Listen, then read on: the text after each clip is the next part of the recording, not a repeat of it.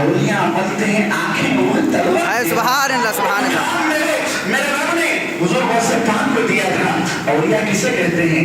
ولی کسے کہتے ہیں؟ ولی اس مرد مومن کو کہتے ہیں جسے اللہ رب العزت نے اپنے کمالات اور اپنے صفات کی تجلیوں میں سے کچھ تجلیوں کے جلوے نصیب فرمائے ہو. اور ولی وہ ہوتا ہے جو خرد عادت اپنے دستہائے اقدس سے کرتا ہے تو صرف اور صرف حضور کی غلامی کے ساتھ کرتا ہے، بنا حضور کے غلامی کے نہیں ہوتا. حضور کے غلامی وہ غلامی ہے جو انسان کو غلامی کی زندگی سے شہنشاہ کی زندگی گزارنے کا مطلب شہنشاہ کے مقام پر پہنچا دیتا ہے. حضرت عمر بن خطاب رضی اللہ عنہ جو خلیفہ دوم ہے، حضور علیہ السلام کے خلیفہ ہیں، اسلام کے دوسرے خلیفہ ہیں. آپ کی حکومت، آپ کی مملکت، آپ کا اقتدار کتنی دور تھا معلوم ہے؟ 1,25,000 مربع میل حضور حضرت عمر بن خطاب رضی اللہ تعالیٰ عنہ کی شہنشاہی وہاں تک تھی، خلافت وہاں تک تھی، وہاں تک آپ کی حکمرانی چلتی تھی، وہاں تک آپ کی مملکت چلتی تھی. اللہ بزرگ دوستو، عمر بن خطاب رضی اللہ عنہ ایک مرتبہ بیٹھ کر رو رہے تھے، آنکھوں سے آنسو جاری ہیں، اب وہ رو رہے ہیں. لوگوں نے سوال کیا، سرکار آپ کی آنکھوں سے آنسو جاری ہے، آپ رو رہے ہیں، آپ کی تعریف بھیگ رہی ہے، بتائیں کیا وجہ ہے؟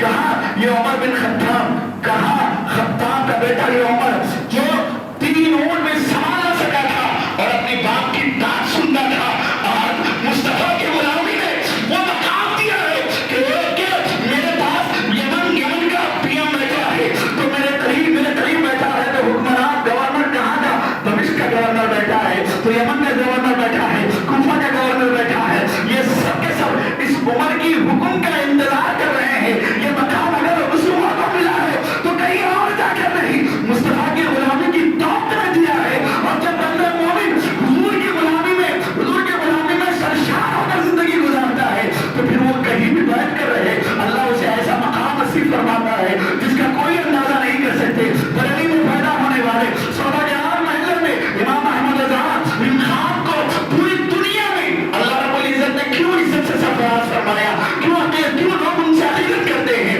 کیوں محبت کرتے ہیں؟ وہ کون سا ایسا انہوں نے عمل کیا جس کی وجہ سے اللہ رب العزت نے انہیں یہ مقام سربلند دیا ہے؟ ساری دنیا بیک وقت یہ کہتی نظر آئے گی اس نے مصطفیٰ نے وہ عروج عنایت فرمایا، وہ بلندی سفر سے سرفراز فرمایا کہ ساری دنیا آج ہر جگہ پر امام احمد رضا کا چرچا کرتے ہوئے نظر آ رہی ہے. اور وہی امام احمد رضا جب بارگاہ وصیت مآب میں خراج عقیدت پیش کرتے ہیں تو کہتے ہیں واہ کیا مرتبہ اور سہارا تیرا، اونچے اونچوں کے سروں سے قدم آنا تیرا، سب بھلا کیا کوئی جانے کہ ہے کیسا تیرا، اولیاء مرتے ہیں آنکھیں اور تلوا تیرا. اور پھر نیزے غلام اور پھر جب اس غلامی کے بارے میں اعلان کرتے ہیں تو کہتے ہیں اے میرے ہوش تجھ سے در سے سٹ اور سٹ سے ہے مجھ کو نسبت. اپنے آپ کو امام احمد رضا جیسا مفکر، محقق، مدقق، وقت کا مفسر، سب سے بڑا مصنف اپنے وقت کے دور کا، اور ایک کتاب 2 کتاب کا مصنف نہیں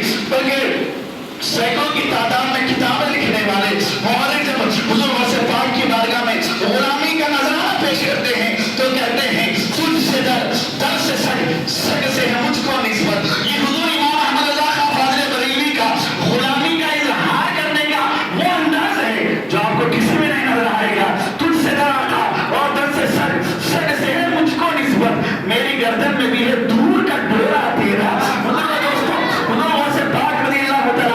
ہم مدد سرائی مدد کرتے ہیں، ان کی بارگاہ میں خراج عقیدت پیش کرتے ہیں. 11ویں کا مہینہ جب آ جاتا ہے، اس 11ویں کے مہینے میں ساری دنیا حضور غوث پاک کے نام پر خراج عقیدت پیش کرتے ہوئے نظر آتے ہیں. اور لوگ جگہ جگہ پر لنگر لگاتے ہیں، کھانا کھلاتے ہیں.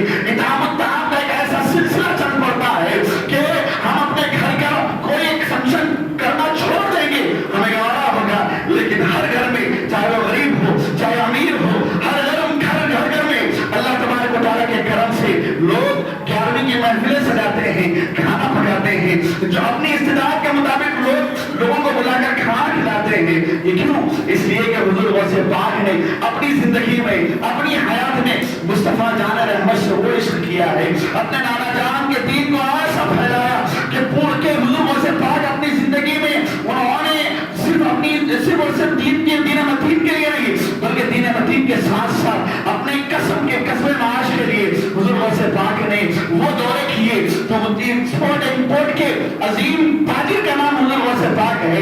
آپ جہاں پر یا اپنی ولایت کے ساتھ ساتھ اپنے علم و جاہ و جلال کے ساتھ ساتھ اور دین متین کی خدمت کے ساتھ ساتھ آپ تجارت کیا کرتے تھے, اور تجارت بھی اس شان سے, اور اللہ نے اتنا مال آپ کو دے رکھا تھا, اتنا مال دے رکھا تھا کہ آپ ایک جبہ ایک مرتبہ پہن لیتے تو پھر زندگی میں اس جبے کو نہیں پہنتے.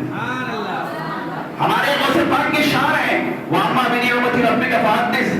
حضور غوث پاک کا ایک جبہ اگر اس کی قیمت کے بارے میں کتابوں میں پڑھیں تو کہتے ہیں اگر اس جبے کو بازار میں فروخت کر دیا جاتا تو ایک گھر آسانی سے کئی سال چل جائے, اتنا قیمتی ہوتا. لیکن حضور غوث پاک جہاں پر فقیری کی بات آئے, جہاں پر اسلام کی دعوت کی بات آئے تو پھر دیکھیں یہی وہ غوث پاک ہے جنہوں نے عشاء کے وضو سے فجر کی نماز 40 سال تک پڑھی. بزرگ دوستوں, حضور غوث سمدانی, قطب ربانی, قندیل نورانی, شہباز لامکانی, شہین شاہ جیلانی, ان کی سیرت مبارکہ